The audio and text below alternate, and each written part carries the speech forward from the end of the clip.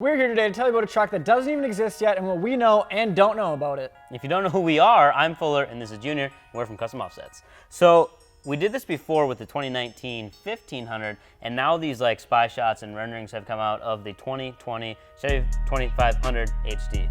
A lot of numbers in there. And this is kind of, I guess, what we think of it. So we've got a couple pictures pulled up here so we can just kind of scroll through and reference them. But there's been a lot of hate going around of people who absolutely think that this thing looks ridiculous. The biggest style features that like stick out is basically the front end is huge. The front end is like a wall. Mad interesting. So yeah, front end's huge. Overall, the truck is bigger too. So from the information that we do know, they made the cab 3 inches larger, just like they did on the 1500. So there's a little bit more legroom in the back, which is cool to see. And I guess the bed sides are also taller, but the bed itself is still the same level. So it's still like if you're trying to load something in the back, it's not going to be any taller there. So something I guess just to note that it's got taller bed sides. And they're all flare sides. Sort of.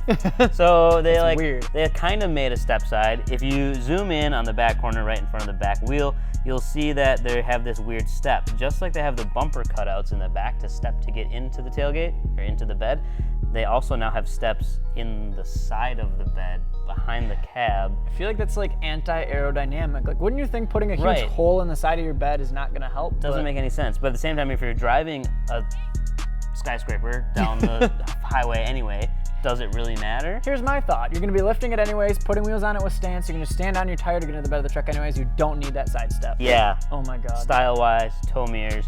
I don't know what's going on with those. It's like GM designed the truck, and then they're like, Craig, the tow mirrors. We didn't do the tow mirrors. We need new tow mirrors, and they can't look the same. So we'll just make them look like Dumbo. Like just grab those blocks, put them on things. there. That'll be good. I don't know how I feel about those.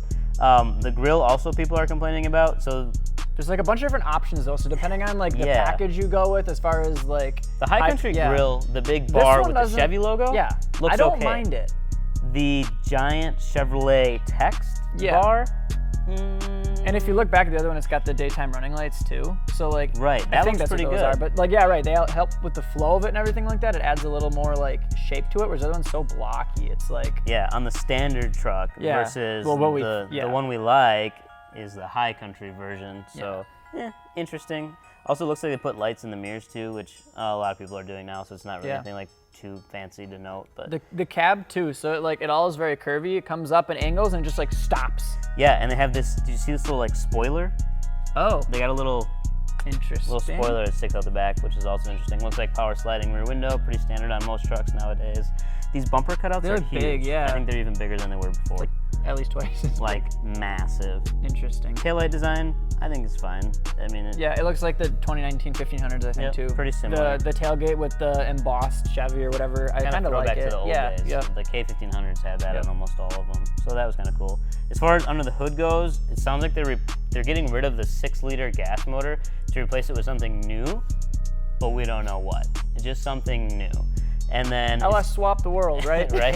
And it's going to be the same Duramax, the 6.6 that was in the previous generation, but with a new 10-speed Allison transmission, which will come with every Duramax. So it sounds like that's just going to be standard. If you get the Duramax engine, you get the Allison transmission, which is something super cool. That's what made the Duramax trucks so popular. Yeah, the LBZs or whatever it was back in the Cat Eye days, when everyone had the first Allisons, like those were like when Duramaxes started becoming like a big thing, I feel like. People felt like they were driving a big rig.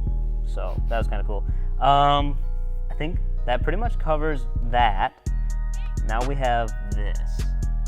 Do you want to explain what we're looking at? The 2020 GMC 2500 HD. It's not out yet. We don't know anything about it. It doesn't exist. GM hasn't released anything about it at all. But there's this picture floating around. And all I think over the gram. The GMC looks awesome.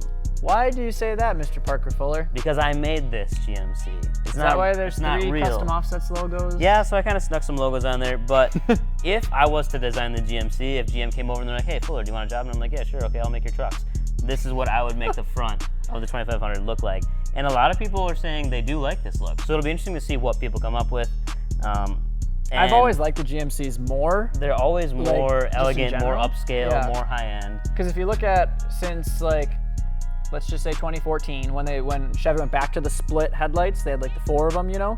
back to like the OBS days, like GMC still had the single headlight, and they've always kind of continued that. So now Silverados are kind of getting this weird like zigzag one headlight here, shape. one headlight here, zigzag daytime running lights. So they're like all this stuff going on. The GMCs have stuck to their like single headlight throughout all of them, which I've always liked more personally. I've always liked the GMCs more, sorry.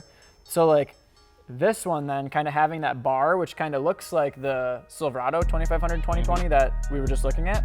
It's kind of got the same thing, but it's still got that single headlight there with the daytime running lights and all that. Yeah, because it comes all the way around, so it's still just one piece versus being split literally in half. Yeah. So overall, I actually love the 2020 2500. Like, I would totally drive one of these because it looks so mean and so big in the front end. This is coming up on the highway behind you. You're gonna get out of the way. So I think I have to agree with you only because the 2015 to 2019 2500s are so plain to me. Yeah. It's just such a blocky headlight, and they haven't changed it yet, so obviously it's time for a change because like they're already a couple years behind the 1500 that just re-released, so it's time. But am I a 100% fan? No. But I think like it a little more, depending on like the high country, I do like more. Yeah. Than the 2015, 16, 17, 18, 19 that exists right now. Sure. So we'll see. So the actual truck is just supposed to be debuted in February at the Chicago Auto Show. That's when the Chevy will come out. We'll actually get to see it in person for the first time ever. And then shortly after is when the GMC is supposed to come out. So do you think they'll surprise announce like the GMC at the same event? I feel like they would. Why wouldn't they? Right. Get a whole crowd built up? I don't know. Let us know your comments, if you would drive one, what you think of the new body style, or if you absolutely hate it. Put them in the comments below. Make sure you hit the subscribe button and also give us a like because it's just... Because you like us. You know, thanks.